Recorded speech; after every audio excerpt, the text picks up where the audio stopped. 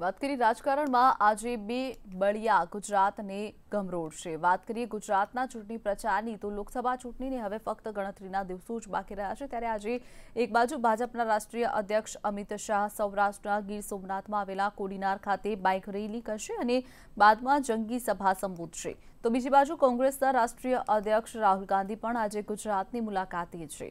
તેઓ ભાવનગરના મહુવામાં પ્રચંડ જનમેદનીને સંબોધન કરશે અને કોંગ્રેસની વોટ બેંકને વધુ મજબૂત બનાવવા પ્રયત્નો કરશે। મહત્વનું છે કે આગામી 23મી એપ્રિલ ગુજરાતમાં લોકસભાની ચૂંટણી યોજાવાની છે, જેને લઈને હવે ભાજપ અને કોંગ્રેસ પ્રચાર પ્રસારમાં એડી ચોટીનું જોર લગાવી રહ્યા છે।